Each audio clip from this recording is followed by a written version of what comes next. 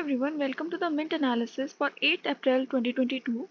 So, in today's highlight, we have XZ variant in India. तो ये XZ variant जो है किस तरीके से अफेक्ट कर सकता है इंडिया को और अभी तक इसके बारे में क्या सोचा जा रहा है और साइंटिस्ट क्या कह रहे हैं, ये सब कुछ इसमें कवर्ड है। तो ये जो फर्स्ट केस रिपोर्ट हुआ था एक्सी वेरिएंट का, ये यूके में हुआ था और इंडिया में जो फर्स्ट केस है वो मुंबई में रिपोर्ट किया गया था, जिसकी वजह से काफ़ी ज़्यादा कंसर्न्स रेज हो रहे हैं कि गवर्नमेंट को क्या करना चाहिए। और जैसे धीरे धीरे जो है गवर्नमेंट लिफ्ट कर रही थी रिस्ट्रिक्शंस, तो क्या वो लिफ्ट करना सही रहेगा या नहीं रहेगा, ये सब कुछ बात करेंगे। और फिर कि क्या अभी तक जो है रिपोर्ट्स में बताया गया है कि इसकी ट्रांसमिसिबिलिटी जो है वो कितनी है। तो यहाँ पे बताया गया है कि जब ये फर्स्ट रिपोर्ट हुआ था यूके में, और वर्ल्ड हेल्थ ऑर्गेनाइजेशन ने ये कहा है कि there is about 10% increase in transmissibility rate of this variant. तो 10% इंक्रीज जो है देखने को मिला है ट्रांसमिसिबिलिटी रेट में। और उन्होंने बोला है कि लोगों को अपने जो भी वो प्रिवेंटिव मेजर्स ले रहे थे वो लेते रहने चाहिए, यानी कि वैक्सीन लगा के रखनी चाहिए, मास्क पहन के रखनी चाहिए। तो ये सारी चीज़ें और फिजिकल डिस्टेंसिंग जो है ये सारी चीज़ें परफॉर्म करती रहनी चाहिए। और गवर्नमेंट क्या कैसे कर रही है इसके बारे में, कैसे इसको मॉनिटर कर रही है। तो सेंटर जो है जितनी भी इलनेस आ रही हैं, इन्फ्लुएंजा लाइक इलनेस है, उनको मॉनिटर कर रही है। और अगर रेस्पिरेटरी इलनेस है तो उसका भी ख्याल रख रही है। तो साइंटिस्ट का क्या कहना है इसके बारे में। साइंटिस्ट कह रहे हैं कि अभी लोगों को पैनिक करने की ज़रूरत नहीं है, क्योंकि पॉपुलेशन ने जो है हाइब्रिड इम्यूनिटी ऑलरेडी अचीव कर ली है।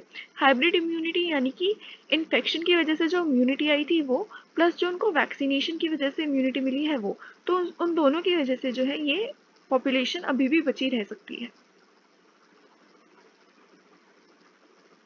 तो अब आज की मेन न्यूज़, इंडियन स्टॉक्स जो है वो डिक्लाइन कर गए हैं वेरियस रीजंस की वजह से, जिसमें से एक मेन जो है आरबीआई पॉलिसी भी है। तो अभी आपको देखने को मिला कि यूएस जो है, आपको पता था कि फेडरल रिजर्व यानी कि यूएस का central bank interest rates hike करने वाला था, और उसने बताया था कि वो 6 टाइम्स यानी कि 6 बार में अपने इंटरेस्ट रेट्स हाइक करेंगे। तो अभी रिसेंटली जो है 25 बेसिस पॉइंट्स से जो है उन्होंने फेडरल रेट हाइक करे हैं। तो बेसिस पॉइंट्स आपको पता होना चाहिए, बेसिस पॉइंट्स क्या होते हैं। अगर सोचो कि पहले 2% थे और अब उन्होंने 2.25 कर दिए हैं, तो उसको बोलते हैं कि 0.25 यानी कि 25 बेसिस पॉइंट्स का जो है इंक्रीज देखने को मिला है। तो 25 बेसिस पॉइंट्स का इन्होंने मार्च में जो है हाइक बता दिया है, और इसके बाद वो 50 बेसिस पॉइंट्स का जो है नेक्स्ट मीटिंग में हाइक लेके आएंगे। और उसके बाद कहा जा रहा है कि 200 बेसिस पॉइंट्स ऑल टुगेदर वो हाइक कर देंगे इन 2022। तो ये थी यूएस की बात। अब इसके अलावा क्या हो रहा है, जो आरबीआई है वो भी, उनको भी अपने इंटरेस्ट रेट्स जो है हाइक करने हैं।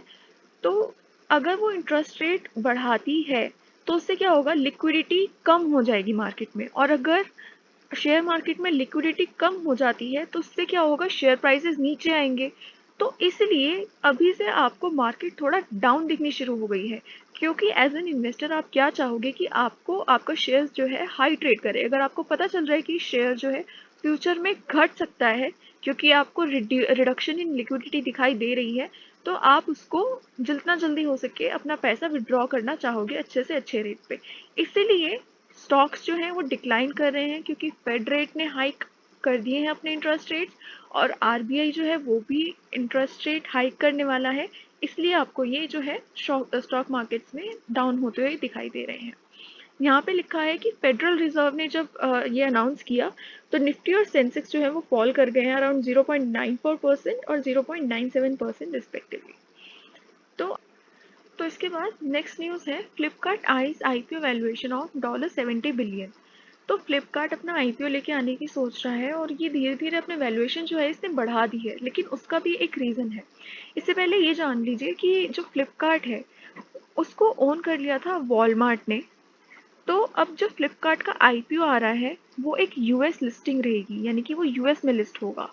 तो वो वहाँ पे जो है अपनी वैल्यूएशन बढ़ती हुई देख रहा है, और इसकी वजह से वो अपना जो आईपीओ का डिसीजन है वो डिले कर रहा है।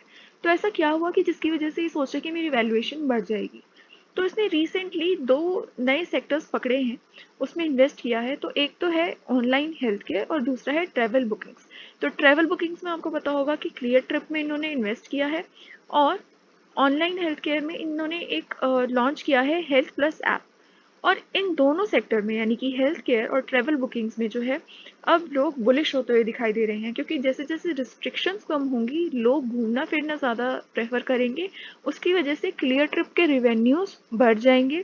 और सेम चीज़ हेल्थ में, तो क्योंकि लोग जो है और ज़्यादा हेल्थ कॉन्शियस हो गए हैं, उनको रिपोर्ट्स वगैरह की ज़्यादा ज़रूरत पड़ती है, और यहाँ पे जो है ये ऑफर कर रहे हैं medicine as well as other health care products and services. तो इसके थ्रू भी ये जो अपनी वैल्यूएशन है इसकी, क्योंकि रेवेन्यूज बढ़ेंगे, तो इसके थ्रू भी इन दोनों ही सेक्टर्स में इसके वैल्यूएशन बढ़ने के चांसेस हैं। इसलिए ये अपने आईपीओ को डिले कर रहे हैं और बेटर वैल्यूएशन लेने की सोच रहे हैं। और ये आईपीओ कब आएगा इसके बारे में अभी कुछ बताया नहीं गया है, पर ऐसा बताया जा रहा है कि ये 2023 के आसपास आ सकता है, ऑल्दो हमें कोई पक्का डेट्स नहीं पता। Next is Tata digital roles out super app new. तो न्यू में क्या है, इन्होंने सबसे पहले टाटा डिजिटल जो है ये टाटा सन्स की यूनिट है, और क्योंकि ये बहुत सारे बिजनेसेस जो हैं इनके खुद के हैं, कुछ उन्होंने एक्वायर किए हैं जैसे कि बिग बास्केट, कुछ इनके ऑलरेडी खुद के थे, तो इन सबको एक प्लेटफॉर्म पे लेके आ गई हैं, और उसकी वजह से कस्टमर को एक ऐसा एक्सपीरियंस मिल रहा है जहाँ पे वो ग्रॉसरीज भी खरीद सकते हैं, लग्जूरियस गुड्स भी खरीद सकते हैं। तो ये सारे ब्रांड्स एक ऐप में कंबाइन करके इन्होंने सर्व करने की सोचा है।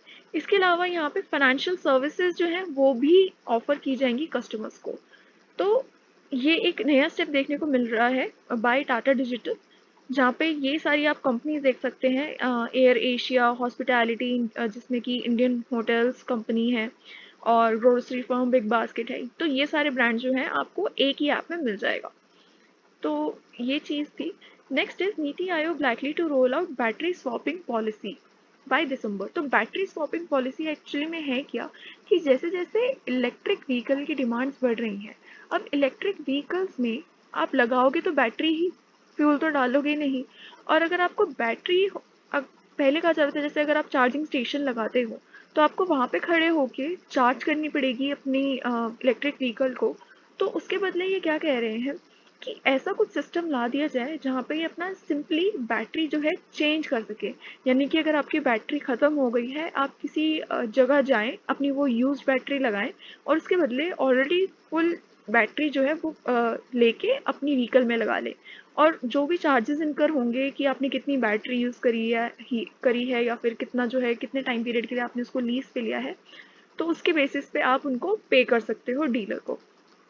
तो ये चीज़ जो है लाने की गवर्नमेंट सोच रही है, इसको बोलते हैं बैटरी स्वैपिंग पॉलिसी, और ये दिसंबर तक लाने की सोच रही है। इसके अलावा वो एक और प्रपोजल डिज़ाइन करने की सोच रही है जिसके थ्रू जो रेलवे स्टेशन हैं उसके आसपास चार्जिंग स्टेशंस जो हैं वो सेटअप कर दिए जाएंगे, ताकि जो पॉपुलेशन है, जो इतनी हैवी पॉपुलेशन है इंडिया की, वो इजीली चार्जिंग स्टेशन से जाके अपनी इलेक्ट्रिक व्हीकल्स जो है चार्ज कर सके। तो और इसकी वजह से क्या होगा, इसके कुछ बेनिफिट्स हैं कि बैटरी के जो चार्जेस हैं, अगर आप इलेक्ट्रिक व्हीकल खरीदते हो तो वो बैटरी के चार्जेस काफ़ी ज़्यादा हाई होते हैं इन इलेक्ट्रिक व्हीकल। और अगर आप उसमें से इनको बैटरी स्वैपिंग पॉलिसी का एक ऑप्शन दे रहे हो तो इनको एक्स्ट्रा चार्जेस इनकर नहीं करने पड़ेंगे अगर आप एक ईवी खरीद रहे हो तो ये एक बेनिफिट भी जो है देखने का मिल रहा है in terms of battery swapping policy. Next is India faces challenges of high inflation low growth. तो ऐसा क्यों हो रहा है कि तो गवर्नमेंट कह रही है कि क्योंकि सप्लाई चेन में डिस्ट्रप्शंस आई हैं, इसकी वजह से जो है ग्रोथ कम हो रही है और इन्फ्लेशन बढ़ रहा है।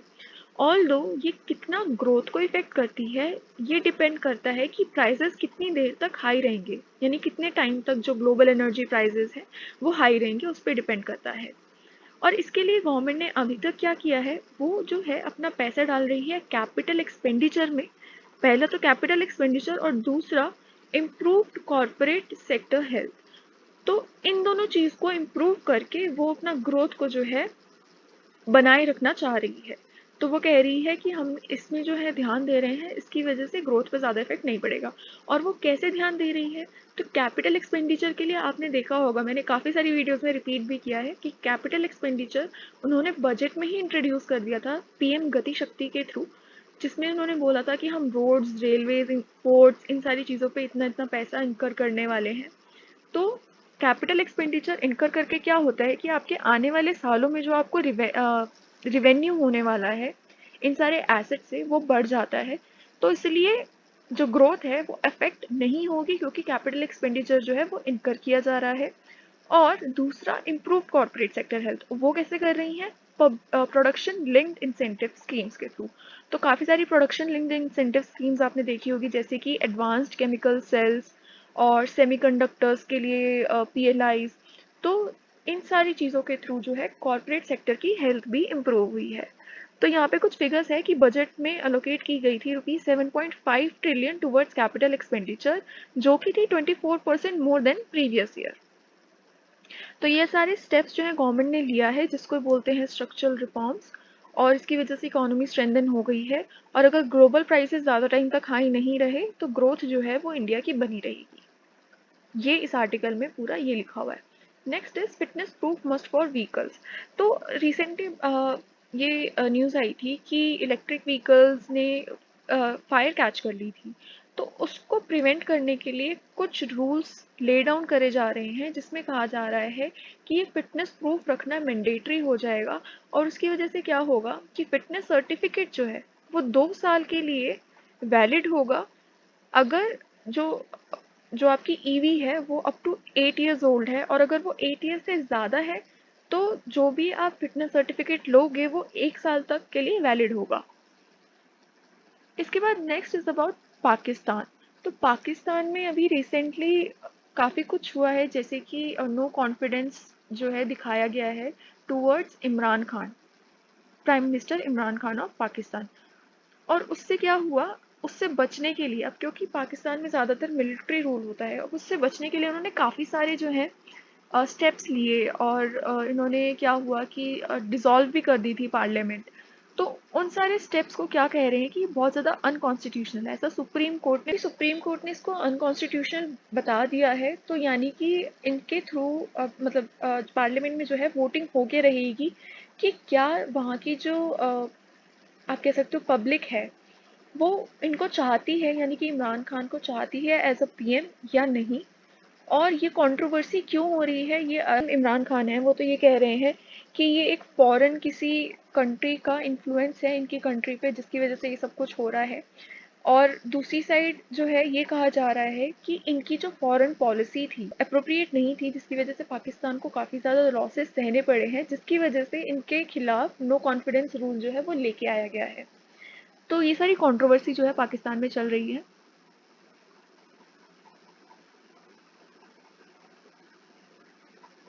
Next is crypto bailouts risk becoming cost of doing business for VCs. तो वेंचर कैपिटलिस्ट काफ़ी ज़्यादा क्रिप्टो करेंसी को लेके बुलिश थे, जिसकी वजह से ये काफ़ी ज़्यादा पैसा डाल रहे हैं। तो ये काफ़ी सारे फैक्टर्स जो है कंसिडर करते हैं जब किसी न्यू स्टार्टअप में इनको इन्वेस्ट करना होता है। जैसे कि इनको कितना ज़्यादा जो है हिस्सा मिलेगा, कितनी ज़्यादा सीड्स मिलेंगी, और कितने टाइम में ये कैश आउट कर पाएंगे अपनी इन्वेस्टमेंट को, कितना रिटर्न रहेगा। पर अगर वो क्रिप्टो करेंसी में इन्वेस्ट कर रहे हैं तो क्रिप्टो करेंसी में एक बहुत बड़ा थ्रेट भी है कि सिफन ऑफ हो जाता है मनी। यानी कि आपने देखा होगा कि काफ़ी ज़्यादा अटैक्स हुए हैं, हैकर्स ने अटैक करे हैं क्रिप्टो करेंसी पे, जिसकी वजह से लॉस हुआ है ये क्रिप्टो करेंसी कंपनीज को। तो उस लॉस को फुलफिल करने के लिए ये जो क्रिप्टो करेंसी कंपनीज हैं, ये वीसीज को अप्रोच करती हैं, और वीसीज जो है फिर पैसा डालते हैं ताकि इनकी कंपनी जो है वापस खड़ी हो सके। तो अब ये कहा जा रहा है कि अगर ये ऐसा करता रहना चाहते हैं, यानी कि वो क्रिप्टो करेंसी में पैसा डालना चाहते हैं और उससे गेन्स कमाना चाहते हैं, तो इनको एक ये नई चीज़ भी ध्यान में रखनी पड़ेगी, ये जो हैकर्स कर रहे हैं जिसकी वजह से इनका पैसा जो है वो वेस्ट हो रहा है, कि ये वो पैसा डालने को तैयार हो सके, जिसकी वजह से जो कस्टमर्स हैं उनको लॉस सहना ना पड़े और उनको पे ऑफ किया जा सके वापस वो सारा का सारा पैसा। तो ये इस आर्टिकल में बात की गई है। Next is RBI to lift inflation estimate on costly food. RBI जो है अपना इन्फ्लेशन एस्टिमेट अपवर्ड्स पुश कर सकता है। तो पहले ये कह रहे थे कि अराउंड 4.5% रहेगा, जबकि आईडीएफसी कह रहा है कि ये अराउंड 5.6 टू 5.8% रहेगा फॉर फाइनेंशियल ईयर 2023। तो अब मतलब आरबीआई जो है रेडी है इसको अपवर्ड्स पुश करने के लिए, और जब ये एक बार फिगर्स आ जाएंगी तभी हम देख पाएंगे कि कैसी पॉलिसीज जो है वो बनाई जा सकती हैं, और आरबीआई जो है कितना इंटरेस्ट रेट इंक्रीज लेके आ सकता है। क्योंकि जो स्टेबल इकोनॉमीज थी जैसे कि यूएस, वो ऑलरेडी अपना इंटरेस्ट रेट हाइक कर चुकी है, पर इंडिया जैसी डेलिकेट इकोनॉमी को काफ़ी ज़्यादा हेल्प इंडिया जैसी डेलिकेट इकोनॉमी के जो डिसीजंस हैं उनको आप इतनी फास्टली नहीं ले सकते, क्योंकि अगर वो एक बार इम्पैक्ट कर गए पब्लिक को, अगर एक बार उनकी पॉकेट्स पे प्रेशर्स पड़ना शुरू हो गया, तो हो सकता है कि डिमांड कम हो जाए, डिमांड कम होगी तो प्रोडक्शन कम हो जाएगी, प्रोडक्शन कम होगी तो जीडीपी कम हो जाएगी। तो एक जो फुल पर्पस है वही डिफीट हो जाएगा इन्फ्लेशन को कम करने का। तो इसलिए जो है ये सारी चीज़ें जो हैं बहुत सोच सोच के अभी की जा रही हैं।